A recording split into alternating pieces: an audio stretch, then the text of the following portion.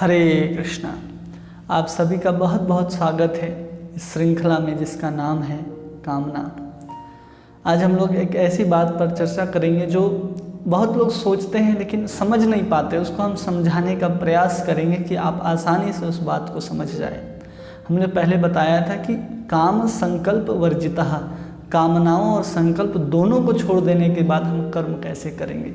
तो हमें समझना पड़ेगा काम और संकल्प दोनों को छोड़ने के बाद 4 अवस्था ऐसी आती है जब हम कर्म कर सकते हैं। कैसे?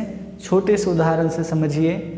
सबसे पहले समझिए कि एक अगर मोटर कार है और कहीं पर खड़ी है, गाड़ी कहीं पर खड़ी है, मतलब अभी उसका इंजन भी बंद है और चक्का भी नहीं घूम रहा, मतलब गाड़ी कहीं नहीं जा रही। मतलब कि हमारे अंदर न काम का जन्म हुआ न संकल्प हुआ, न हमने कामनाओं को रखा और न हमने कर्म किया। ये पहली अवस्था है कि जिसमें हमारे अंदर न कामनाओं का जन्म हो रहा है और न हम कर्म कर रहे हैं, मतलब न गाड़ी का इंजन चल रहा है और न गाड़ी चल रही है। दूसरी अवस्था ऐसी आती है जिसमें सिर्फ और सिर्फ गाड़ी का इंजन स्टार्ट होता है लेकिन गाड़ी आगे नहीं बढ़ती, मतलब हम सिर्फ कामना करते हैं लेकिन कर्म नहीं करते। ये दूसरी अवस्था।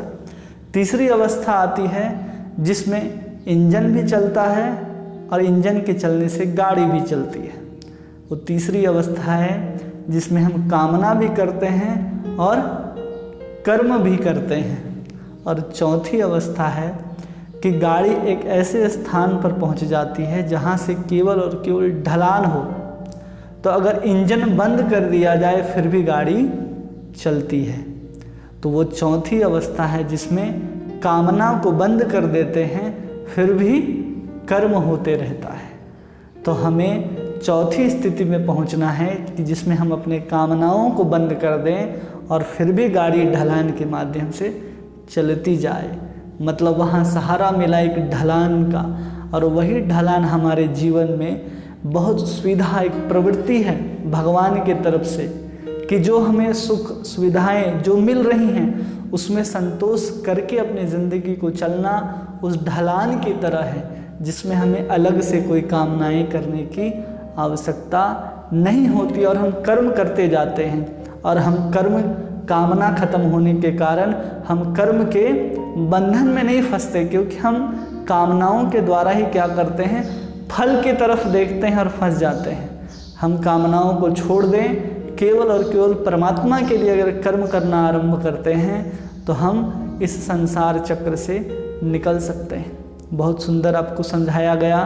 ये 4 अवस्था हैं, एक कामना और दूसरा कर्म। कामना है, कर्म भी है। कामना और कर्म दोनों है, मतलब गाड़ी का इंजन स्टार्ट है, गाड़ी चल रही है। काम है और कर्म नहीं है, मतलब कामना है मतलब इंजन स्टार्ट है लेकिन गाड़ी नहीं चल रही। और पहली अवस्था जिसमें न कामना है और न कर्म है। और आखिरी अवस्था कि कामना नहीं है, कर्म हो रहा है, बस हमें वैसे ही करते जाना है, कामनाओं को हटा देना है और कर्म करते जाना है, करते जाना है। आप सभी का बहुत बहुत धन्यवाद। हरे कृष्णा।